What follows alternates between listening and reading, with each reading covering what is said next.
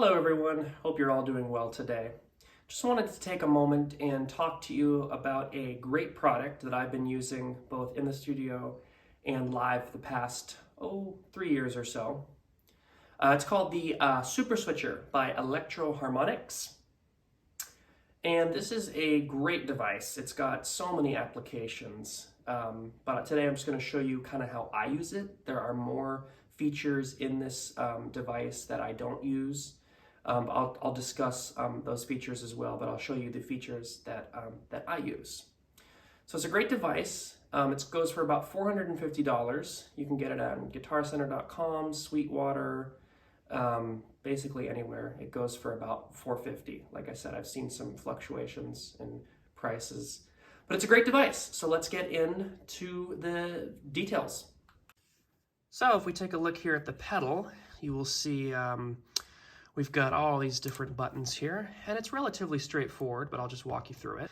So each pedal that I have on the board here, and you can see there's quite a few, except for these two.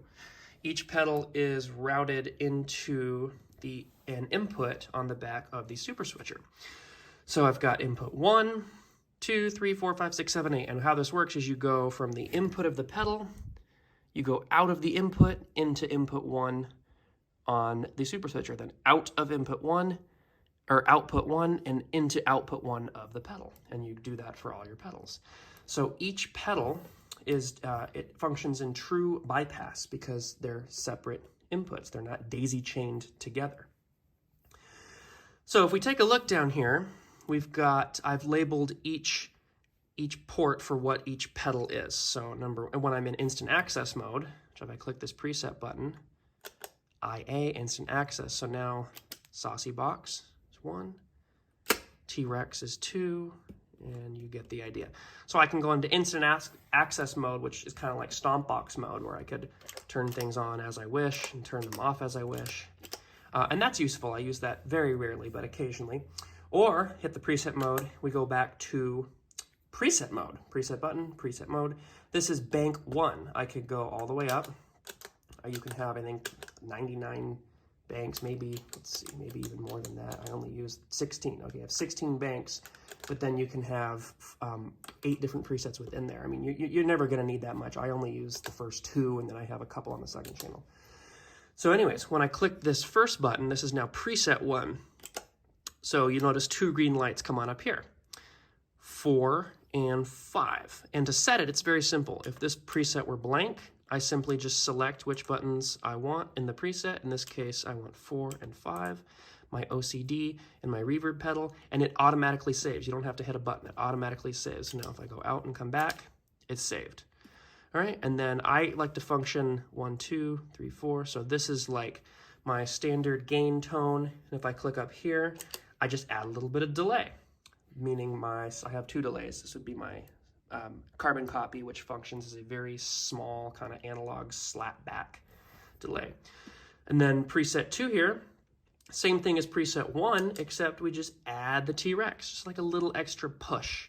And then preset 6 here, I'm kind of thinking like this, is the same thing as this preset here, except it's the delay with the T-Rex. So these are kind of like my main settings, and then over here I've got some clean settings. So like a little my Saucy Box pedal with 2 delays, a reverb, and a chorus, and then this one just adds the T-Rex, and then we get into some stuff here, and you get the idea.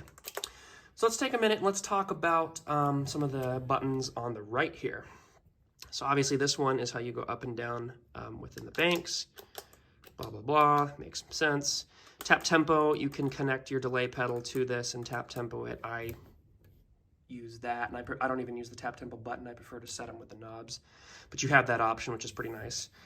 Tuner should be fairly obvious. Now how this works is you have to connect your tuner to the tuner input on the back of the Super Switcher, and then you use this button just to simply turn it off and on, but you still have to look at the screen over here. So you might say that that's pointless, but it just kind of keeps everything over here.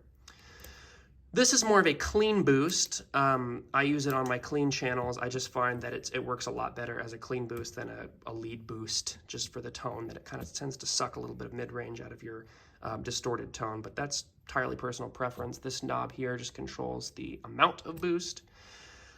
This value knob is another way to select your banks and your presets.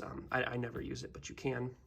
And then these two buttons I don't use, but they're really cool. So say your amp you use two different channels on your amp. You can connect a 1/4 inch from the back of this to your amp, and then you can control the channel on your amp. Or if you have two different amps, then you could like engage the second amp or both at the same time or whatever you want. So that's a cool feature. I just don't really use it because my amp is just a standard clean amp, and then I get all my effects here.